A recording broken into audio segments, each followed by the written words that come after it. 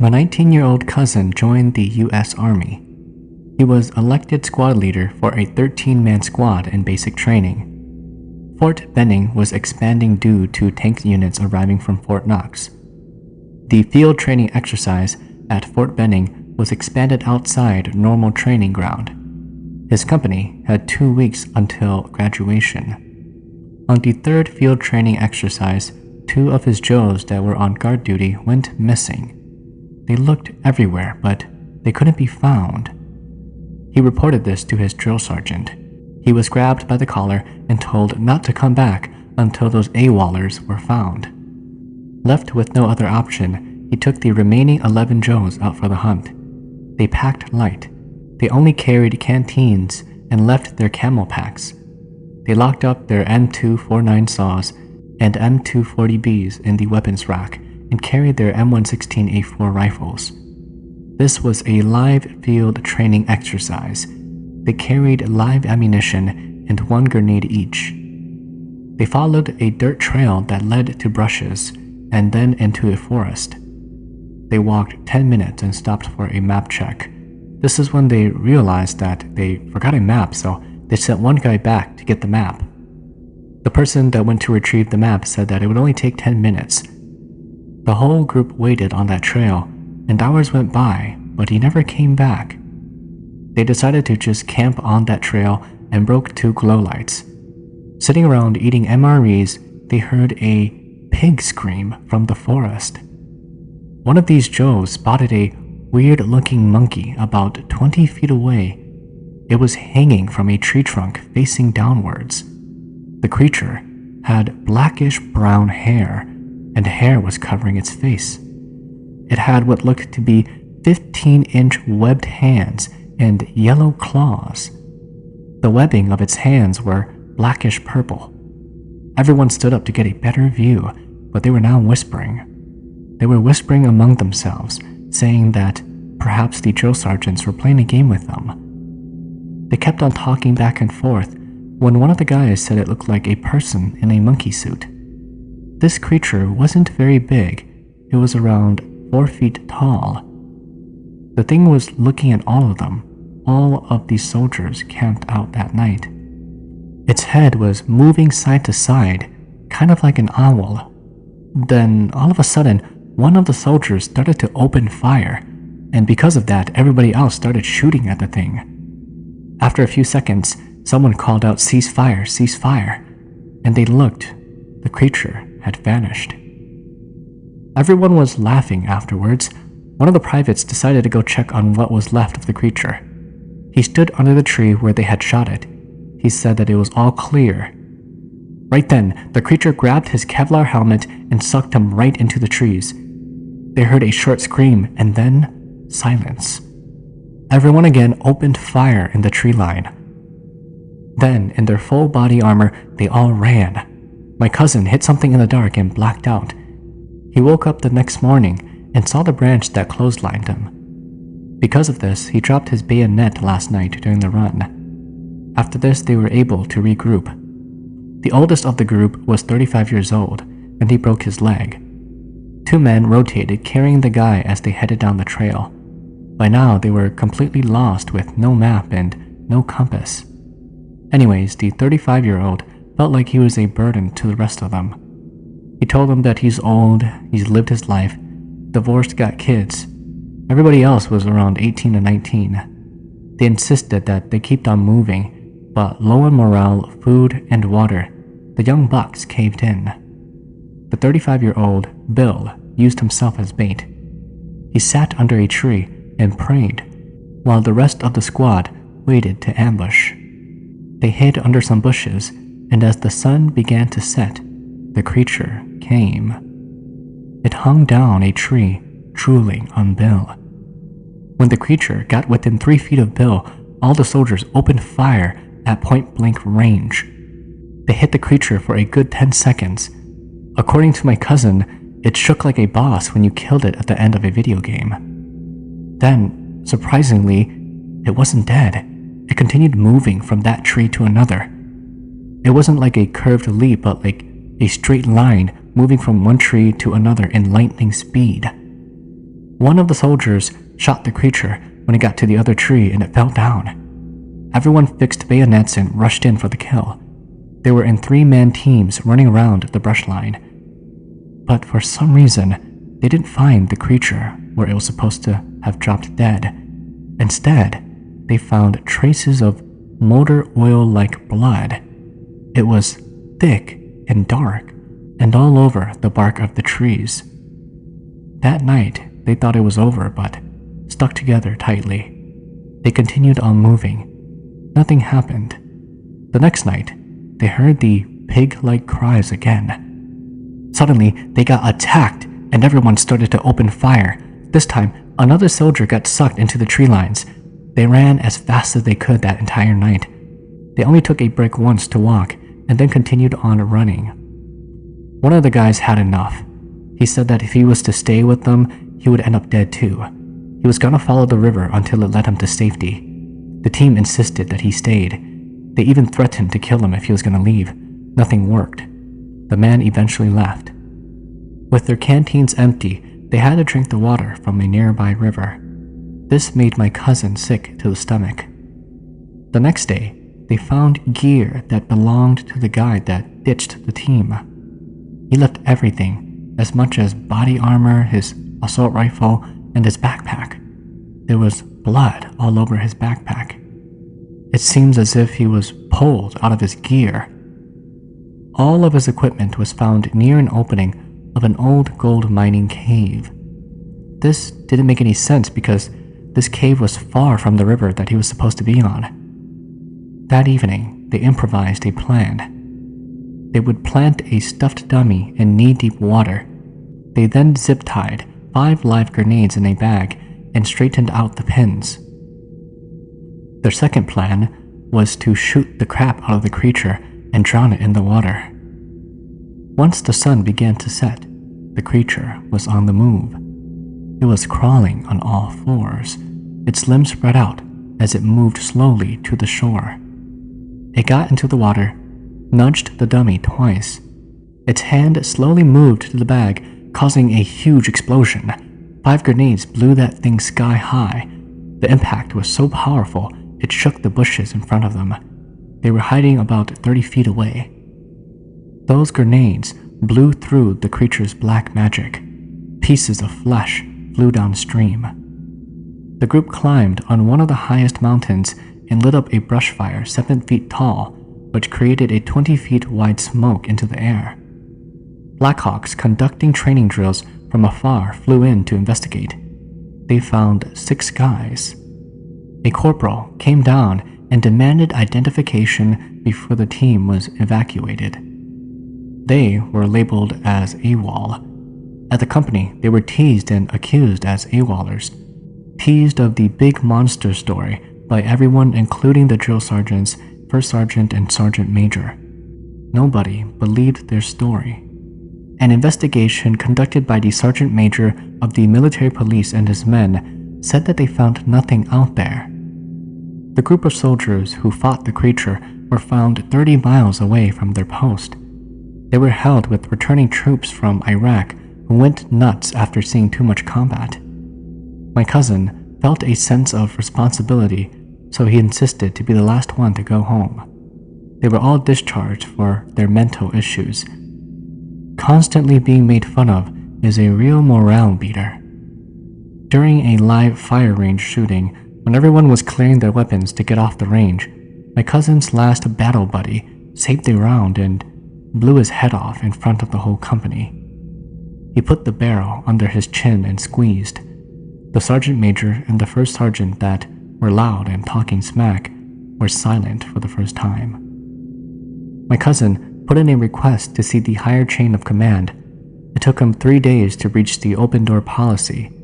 The colonel connected my cousin to a VA license. He was finally released. The army wouldn't bury the guy that took his own life. After the VA heard his story, they buried his buddy. The other guys are still missing and labeled as AWOL. My cousin has been out for a month and a half as of today, July 30th, 2009. 7 from the group are either missing in action or killed in action, with one person taking their life. I tried to do a Google search of the story, but came up empty-handed. My brother and I had an argument over what the creature was. One little detail that I forgot was that the creature had 6 fingers, all equally 10 inches in length. What do you guys think it is? Interested in sharing your stories? Submit them to HmongChronicles@gmail.com or in the description below. Here is the next story. Thank you. I used to work with a Hmong veteran a while back in a small factory, and he'd tell me stories of his experiences during the war, and here's one of them. He said that on his first year as a soldier, he'd usually be the one that would stay up late at night and guard while most of the soldiers are taking naps. One night, after a short crossfire and the enemy retreated, the Hmong soldiers camped there on that one little battlefield and waited to see if the Charlies would return. It just so happened that he was the one put on guard watch again. It was halfway through the night when everyone was asleep. Even those that were supposed to stay up with him are now sound asleep. He said that he was about to go to bed too because it was a long day and he was very tired. And just as he was about to wake up the other guy to take his place, he noticed something. As he laid there with his back against a tree with his fellow soldiers sleeping around him, he saw the dead bodies from the previous night start moving. They then suddenly stood up and started walking around. He said that he was scared but didn't know what to do, so he pretended to be asleep. He kept a watch on the bodies walking around the small area. He said that it sounded like those zombies were crying or looking for something. A couple of hours went by and finally those dead bodies returned to their normal positions on the ground. Morning came and he was so afraid that he didn't remember being tired. Their commander ordered for everyone to advance, and as they were leaving, some of the soldiers started digging around the bodies for jewelries or anything valuable on it. Despite stopping them from doing so, some of them just went on straight ahead and snapped watches and necklaces. The veteran said that after that night, and after what he saw going on, most of the men who got those goods from the bodies were the next to die in the next battle. I was deployed to a forward operating base in Afghanistan. It's a pretty scary area because there was a lot of enemies. This fob has been opened and closed a couple of times. Lots of soldiers have died there. The fob consists of 2 areas, the current base and the old base. The old base has been blocked off by walls, and the only entrance was a gate. The old base had multiple firefights and deaths over the courses of the war. We called the old base the Ghost Yard because the tower that oversees it always reported hearing cries, screams, and dark figures that the NVGs and cameras won't see. Even though it really wasn't part of my business, I was tasked to observe, operate, and maintain multiple security cameras, even when I had never been properly trained on it. The only reason it became my duty was because I was tech savvy. Eventually, I was able to figure it out on my own.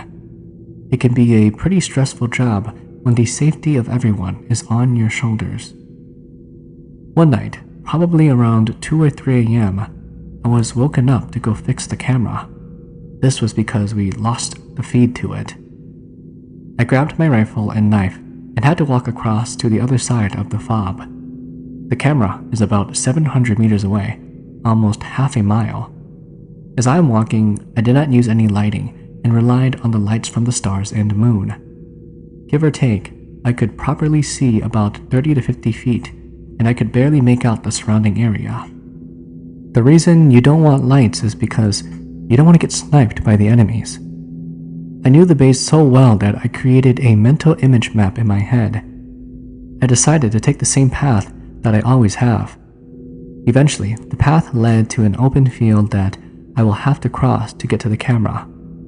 The device is located next to the wall that blocks the ghost yard. The field is also the same field that you would cross to get to the entrance of the ghost yard. I thought the night was going to be the same as any other night. I was dead wrong. I would cross paths with the spirit and the dead. As I walked into the open field and continued a couple more meters, I felt a chill. At the corner of my eye, I saw a figure. I turned and looked.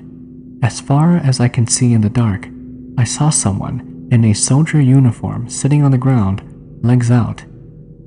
Thinking that it was one of our guys, I greeted him. I don't remember if I took some steps towards it, but my body just went into fight or flight mode, and I got freaked out. I quickly pointed my rifle and froze in place. As I was staring at the person, the moonlight was just bright enough for me to see their face. Their face was pale and dried up, like a person that has been dead for a long time. The ghost was reaching out with one of its arms. I think it said something because its mouth was moving, but I'm not too sure. I couldn't even believe what I was seeing. As a soldier, when you see enough death, you become kind of numb to it. So much stuff was going through my head. What crossed my mind the most was, how am I supposed to react to this? Do I shoot it? Run as fast as possible? What do I do? I do remember that I was gripping my rifle, palms were sweaty, and my eyes were focused. I remember the OGs telling stories of how people would cross paths with the dead, and always to use a line. It was in that moment that that line perhaps saved my life. The lines was something along the lines of, I am the living, and you are the dead. The living have our own path, and the dead have their own path. They are to walk their own paths and never block each other. After that, I slowly backed out and walked away, not turning my back until the ghost completely disappeared in the dark. I was so freaked out, but I didn't have the time to care about what had just happened. I still had to fix the camera. As I was fixing the device, I had to continue to check my surroundings. After I fixed the camera, I took a completely different route back. I waited for a few more days before telling the other soldiers. Once in a while, I would experience some more supernatural things throughout my deployment, but this was the one that stood out to me the most. This is a story my father told me. He was a soldier back in the day. I don't know much about guns, but he had only told me he carried a caliber during the ending of the war. After his visit back home, a cousin had packed him lunch. He parted ways and came upon a river and thought that he might eat there. Because he was in the middle of a forest, he was a little bit scared and unnerved. Next to him, there was a river flowing by, and in between the river, there's a small little platform. My father had to cross the river to get to there. The water was up to his waist. Scared and unnerved, my father decided to cross the river to get to the platform. By sitting in between the river, he can see everything, and if anything were to come, he would be the first to spot it. About 2 or 3 minutes passed by. As he was eating his lunch, he felt a cold breeze. It wasn't your normal cold wind blowing by, but instead one of those spirit-lifting breezes that come out of nowhere. It was those zephyrs that bring waves upon the grass and rattles the trees with its branches. My father got even more scared after this incident. He grabbed a small handful of rice that was wrapped in banana leaves. He put the rest of it back away and tucked it. The best choice in this situation was to eat and walk. And so he had to cross the river again. He got his first foot onto the land platform, but when he attempted to get his second foot onto land, something pulled it and he fell. When he was falling, he readied his gun to support the fall. The back half of the gun snapped and broke, the wooden part of it. He left the wooden part and just took the other half to help him. When my father walked away from the river, he looked back at the mysteriously scary atmosphere. Just as he was about to turn his face back onto the trail, something caught his eyes. Back on the platform where he ate, in the middle of a river, he saw a human, savage-looking. It was dirty with messy hair, and it had a pitch-black face. The thing crawled like a monkey and was licking the rock platform that he was on. Terrified, he sprinted on into the forest.